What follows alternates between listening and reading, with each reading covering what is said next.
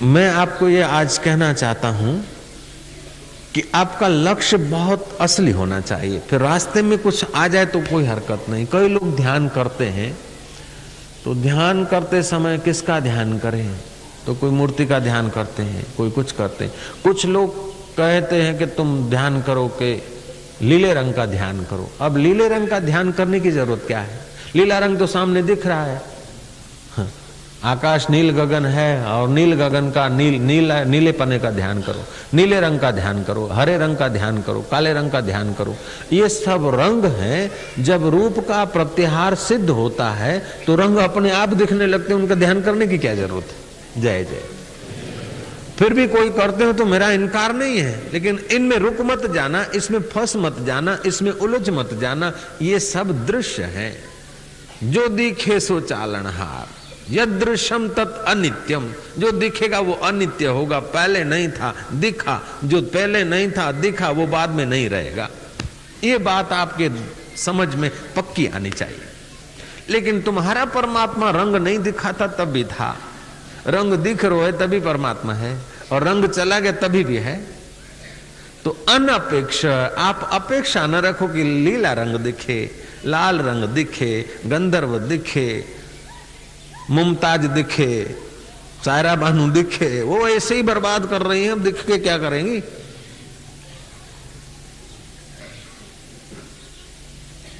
अनपेक्ष अपेक्षा न रखें, इच्छा को हटा दें, स्वाभाविक यात्रा हो।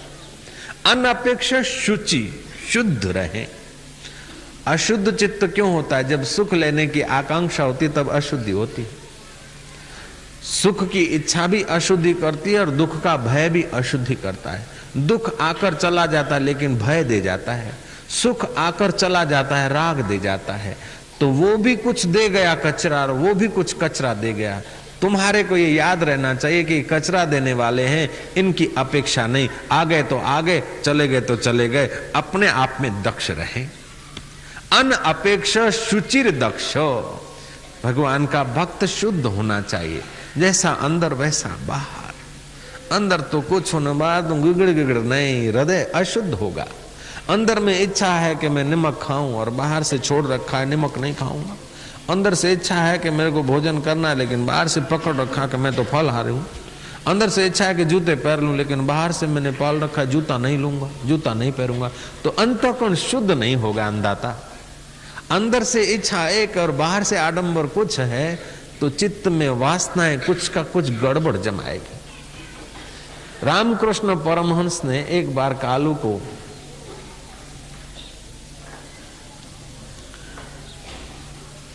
आके बोला, केशव चंद्र सेन को बुलाया, बोले केशव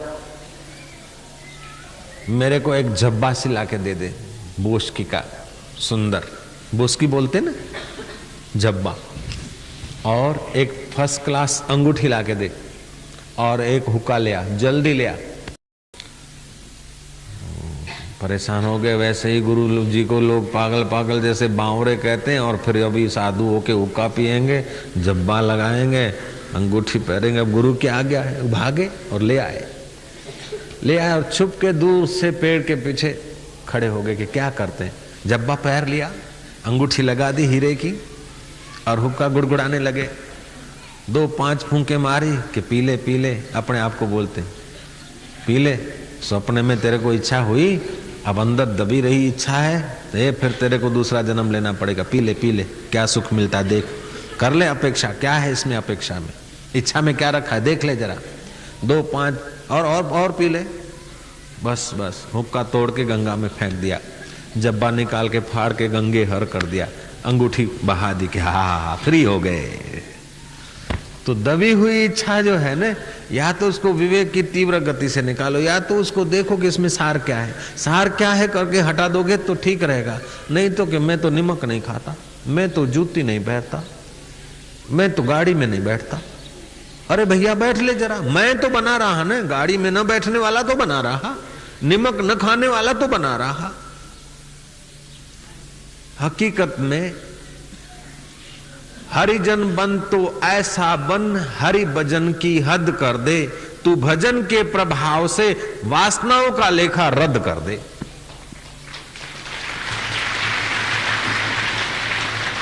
अनअपेक्ष शुचिर दक्ष, दक्ष होने चाहिए, कुशल होना चाहिए। आपको अंदाता में एक प्रार्थना करूं कि संसारी लोगों के साथ आप अपने को कंपैरिजन मत करें। जो पिछड़ी हुई वृत्तियों के गुलाम हैं उनके साथ अपने को मत मिलाएं। आप अपने को उच्च ऋषियों के तरफ, उच्च संत महावीर, कबीर, नानक, सुखदेव ऐसे महापुरुषों के तरफ नजर डालना। साधक को संसारी आदमी से, अपने से हल्की वृत्तियों में लगे हुए आदमी को जब देखेगा तो लगेगा कि मैं तो चाय नहीं पीता हूं, मैं तो अच्छे हूं। अरे लेकिन जिसने चाय तो क्या, जिन्होंने कोई अहंकार की शराब नहीं पी, ऐसों को देखना। मैं चाय नहीं पीता, चाय नहीं पीने के अगर अहम आ रहा है तो जरा घूंट भर ले, जान छोड़।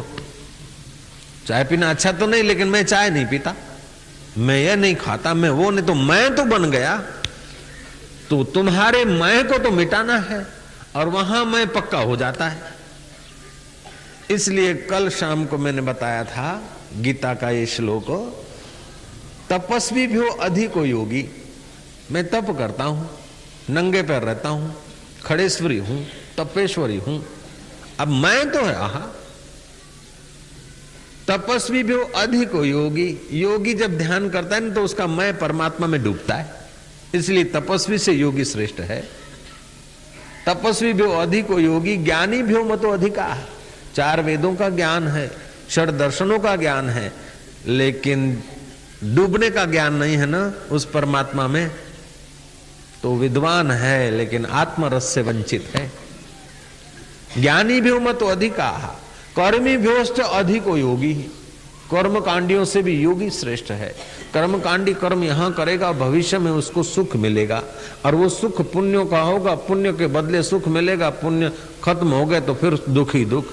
लेकिन यहाँ तो पुण्यों के बदले सुख नहीं है, केवल डुबकी मारी दिल्ली तस्वीरें हैं यार, जबकि गर्दन झुका ली, मुलाकात कर ली, वो थे न मुझसे दूर न मैं उनसे दूर था, आता न था नजर तो नजर का कसूर था।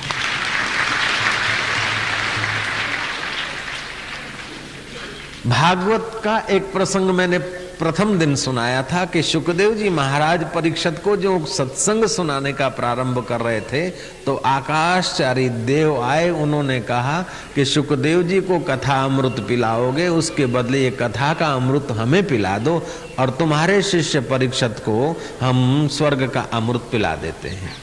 सुखदेव जी ने कहा कि कथा का अमृत पीने से पाप नाश होते हैं और स्वर्ग का अमृत पीने से पुण्य नाश होते हैं। कथा का अमृत पीने से परमात्मा मिलते हैं और स्वर्ग का अमृत पीने से अप्सराएं मिलती हैं, और स्वर्ग का अमृत पीने से आदमी का पतन होता है और कथा का अमृत पीने से आदमी का उत्थान होता है।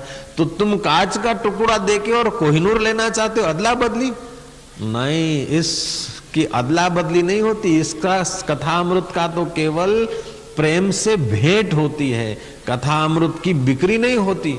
और तुम बिक्री करवाना चाहते हो, वापस जाओ, गो अवे।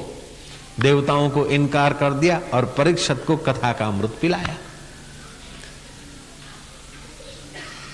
कथा में, जिस कथा में कीर्तन नहीं वो कथा अधूरी है।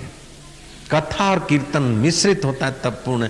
नाम संग नाद ब्रह्म और शब्द ब्रह्म, ये दो जब मिलते हैं तो व्यक्ति का व्यक्तित्व विसर्जित होता है, व्यक्ति का अहंकार विसर्जित होता है, देहाध्यास विसर्जित होता है, और जितने परसेंटेज देहाध्यास विसर्जित होता है उतना आनंद आता है। अच्छा, तो ये तो कथा में आनंद आया, कीर्तन में। लेकिन जो डिस्को करते हैं बच्चे, डिस्को डांस चला वहां से परदेश से, उसमें न सत्संग है न भगवान की भक्ति है, लेकिन उसमें नाद ब्रह्म है, शब्द ब्रह्म नहीं है, केवल नाद ब्रह्म है। और नाद ब्रह्म में बच्चे झूमते और झूमते तो अनजाने में मैं कौन हूं, क्या करता हूं, कहां से आया हूं, वो भूल जाते हैं, देह अध्यास भूल जाते हैं, उनको मजा आती है। रॉक एंड रोल करने में, डिस्को करने में जो मजा आती है वो देह अध्यास भूलते हैं तो थोड़ी झलक आती है, लेकिन वो विषय अंतर्गत आनंद है, विषयानंद है, और ये आत्मानंद के तरफ ले जाता है। विषयानंद थोड़ी देर के लिए दे देंगे, बाद में विकार पैदा करेंगे, और आत्मानंद थोड़ी देर के लिए देह अध्यास हटाकर बाद में आत्मरस के तरफ ले जाता है, इसलिए फासला हो जाता है। भक्त का भक्ति और नृत्य और डिस्को वालों की डांस, प्रारंभ में तो दोनों की एक जैसी बाहर से लग सकती है, लेकिन भक्त का लक्ष्य भगवान है और उनका लक्ष्य भोग हो जाता है, इसलिए वो बेचारे पतन के तरफ चले जाते हैं और ये उत्थान के तरफ चले जाते हैं।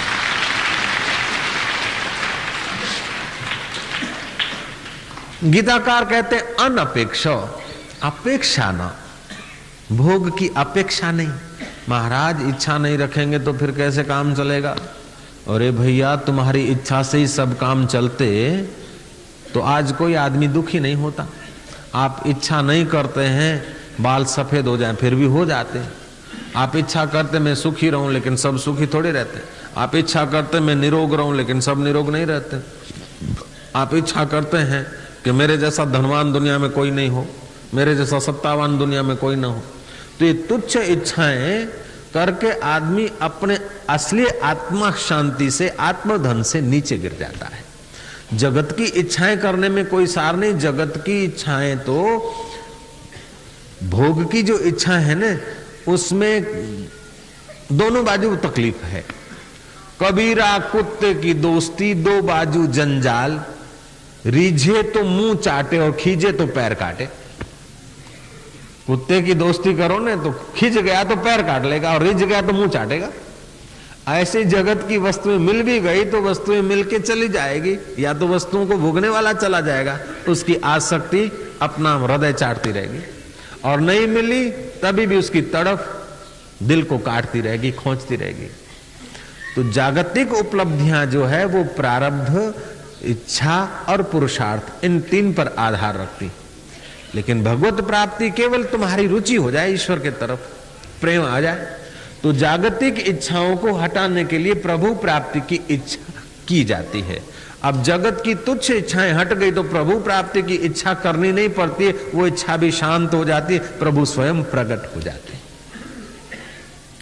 दिल्ली तस्वीरें हैं यार, जबकि गर्दन झुका ली, मुलाकात कर ली। वो प्रभु इतना नजीक है, लेकिन हमने ऐसा एक धारणा मान रखी है कि हम तो संसारी हैं, हम तो गृहस्थी हैं, हम तो सनातनी हैं, हम तो जैन हैं, हम तो वाणिया हैं। अरे पहले तुम आत्मा हो, पहले तुम प्रभु के हो, बाद में तुम सनातनी हो, बाद में तुम जैनी हो, बाद में तुम मारवाड़ी हो, बाद में तुम पंजाबी हो। ये सब तुम्हारे मन में संस्कार पड़ गए। ऐसे संस्कारों से, बोझे से आपकी आंतरिक शक्तियां दब जाती है।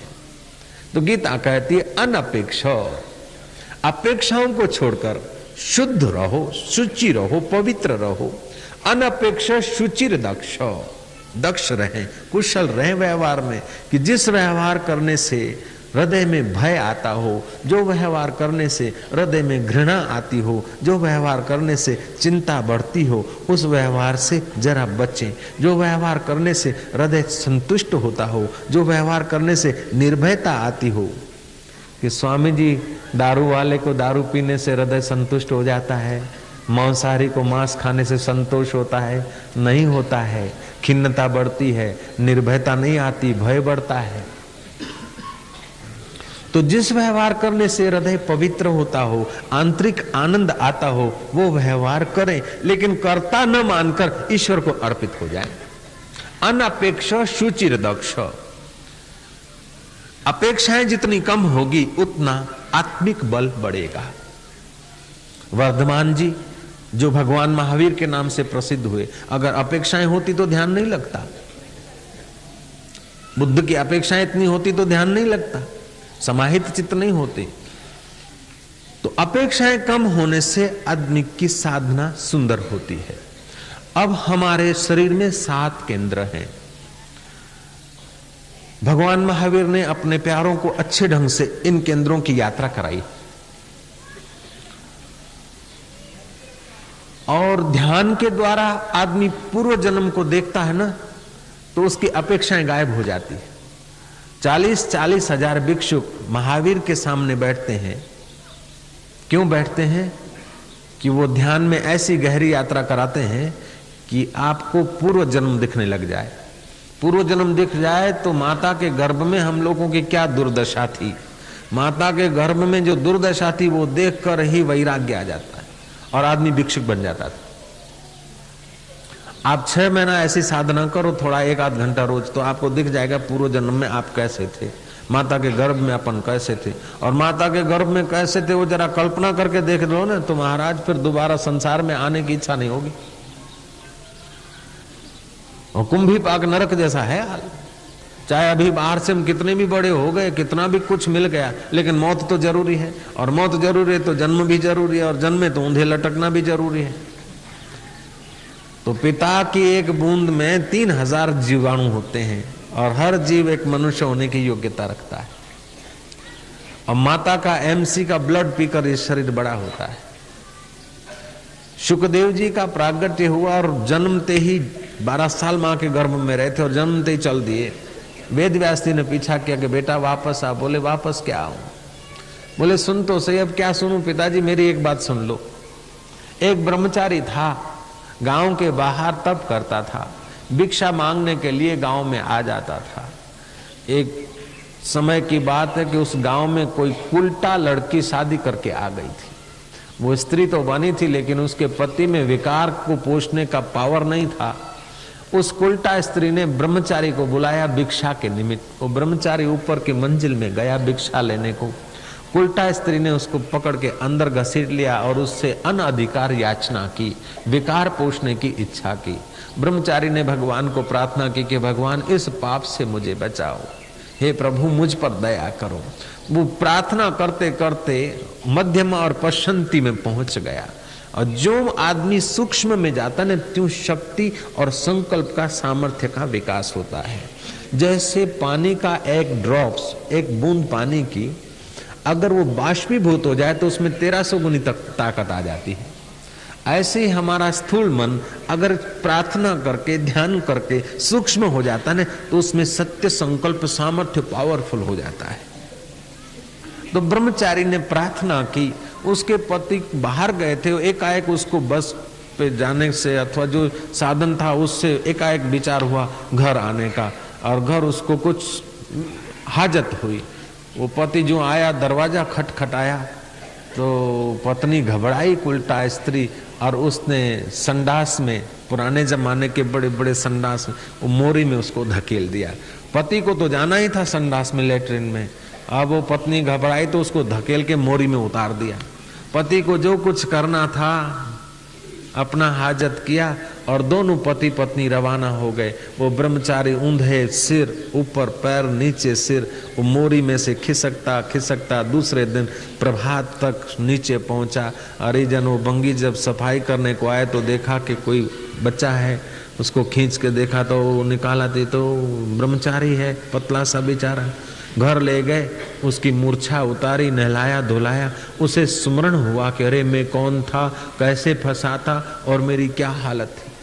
अब वो नहा धो के अपनी कुटिया पे पहुंच गया, प्रायश्चित किया, अर्घ्यमर्षण मंत्र का जप किया, शुद्धिकरण करके फिर उसे भूख लगी और गांव में भिक्षा मांगने को 3 दिन के बाद निकला। अब वही की वही लड़की, वही की वही उल्टा स्त्री उसे बुलाए तो वो जाएगा?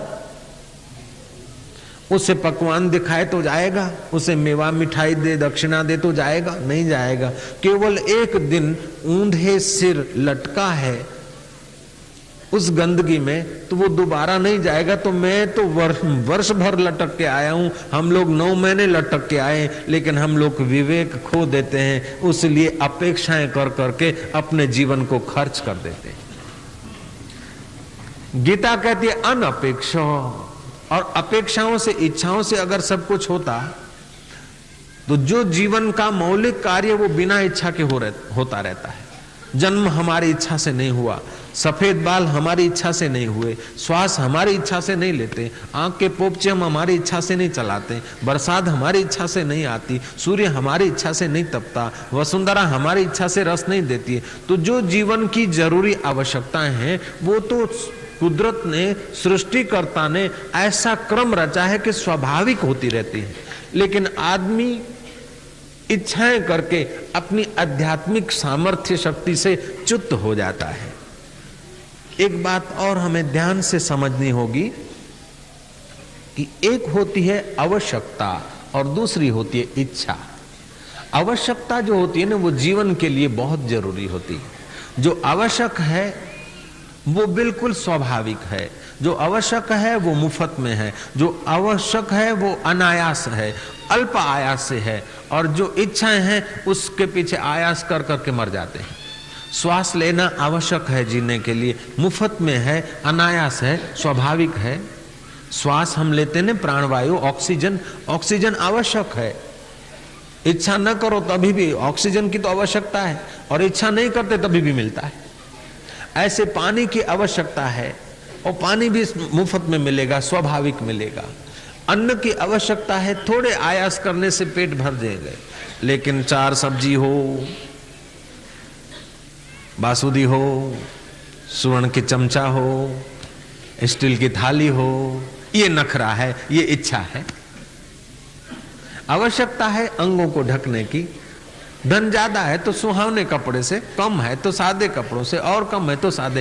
अंग ढक सकता है आदमी, लेकिन ऐसा कपड़ा हो, ऐसा मकान हो, ऐसे कॉलर हो, ऐसा रंग हो, ये सब इच्छाएं हैं। तो इच्छाएं पूरी करने के पीछे हमारा समय, शक्ति इतना खर्च हो जाता है कि जिस परमात्मा को पाने के लिए मनुष्य का जन्म हुआ है, सुख भोगने के लिए देव शरीर है, और पाप का फल दुख भोगने के लिए मनुष्य शरीर है। ये हल्की योनियां है, आसुर योनियां है, तामस योनियां है, और पुण्य और पाप, सुख और दुख दोनों से जान छुड़ाकर मोक्ष प्राप्ति के लिए मनुष्य जन्म है। तो मनुष्य तन मिला है मोक्ष प्राप्ति के लिए, बुद्धत्व के लिए, अपने आत्मा को जानने के लिए मनुष्य जन्म मिला है। लेकिन आदमी ने आवश्यकता को इच्छा का रूप दे दिया, और आवश्यकता को इच्छा का रूप देकर इतनी इच्छाएं बढ़ा दी, इतनी इच्छा बढ़ा दी कि वो इच्छाएं ने आदमी की शक्ति को, सामर्थ्य को तुच्छ कर दिया, दबा दिया।